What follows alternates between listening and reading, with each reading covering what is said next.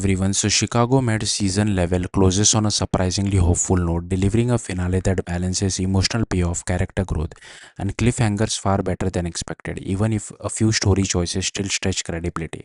The biggest surprise is the episode avoids turning its center pregnancy storyline into a tragedy. Given Chicago Med's long history of painful medical twist, many viewers fully expected Hannah's labor to end in a disaster. Instead, Hannah safely delivers a healthy baby girl, and the finale cut actually allows its characters a rare moment of happiness. That alone makes the ending feels refreshing. The season spends so much time surrounding Hannah and Archer with emotional uncertainty that simply allowing them to survive the finale emotionally intact feels almost shocking. Their final declaration of love and kiss gives the season a hopeful emotional ending, even if the romance itself may still divide viewers. At the same time, the episode does rely on some very questionable storytelling choices to get there. The hostage situation involving the escaped prisoner and Archer quickly become the weakest part of the finale. On paper, the setup sounds intense. A dangerous gunman lose inside Gaffney Medical Center during lockdown, but the execution feels oddly rushed and illogical. Security procedures make little sense, police strategy appears sloppy, and the entire situation resolved almost as quickly as it begins. The gunman's actual motivation at least gives the storyline a slightly more emotional angle than usual. Rather than demanding money or revenge, he desperately wants the doctors to save Isaac so they can escape together. Once he realizes Isaac has already died, his grief completely overwhelms him, allowing police to arrest him with barely any resistance. That emotional breakdown is more interesting than the standard TV hostage plot, but the storyline still feels unnecessary overall. The finale already has had enough real emotional tension without introducing another violent crisis inside the hospital.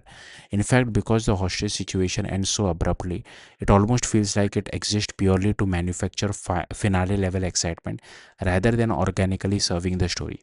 Ironically, the actual medical storyline involving Hannah becomes even more unrealistic. During lockdown, Hannah somehow ends up delivering another patient's baby while actively in labor herself, eventually recruiting one of the fathers to be assist with an emergency C-section. This sequence pushes the show firmly into an over the top medical drama territory. Even by Chicago Med standards, it requires a major suspension of disbelief.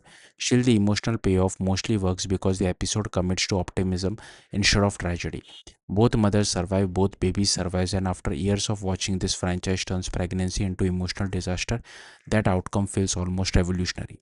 Another major strength of the finale is how it stabilizes Lennox's character. Much of season level struggled with her characterization, transforming her from a rigid, rule focused doctor into someone behaving recklessly after her diagnosis. The shift often felt inconsistent with who the character originally was, but the finale finally starts correcting that by having Lennox openly tell Kip the truth and honestly confront Ripley.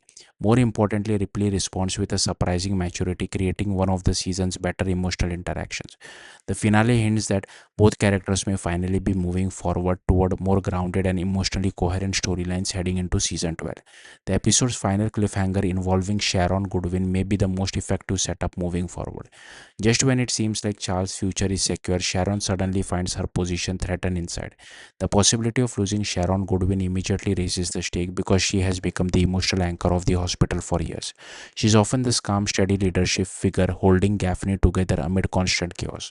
The tension works especially well because the threat feels personal and political rather than life threatening. Sharon isn't fighting for survival, she is fighting for her authority, career, ability to continue protecting the hospital. And while the finale strongly hints she won't back down easily, the uncertainty still creates genuine anxiety heading into next season. Overall, Chicago Med season level ends in a stronger place than it spent much of the year. The episode absolutely has flaws. The hostage plot feels forced. Some medical scenarios border on absurd, and certain emotional beats arrive a little too conveniently. But unlike several recent finales, this one actually leaves viewers excited about where the characters could go next. Most importantly, the finale remembers that Chicago Med works best when the emotional journey matters more than the manufactured chaos around them. By the end, the series delivers something surprisingly rare for this franchise: cautious optimism. And after a season full of instability, that hope may be exactly what the show needed most heading into season 12. Thank you for watching. Bye.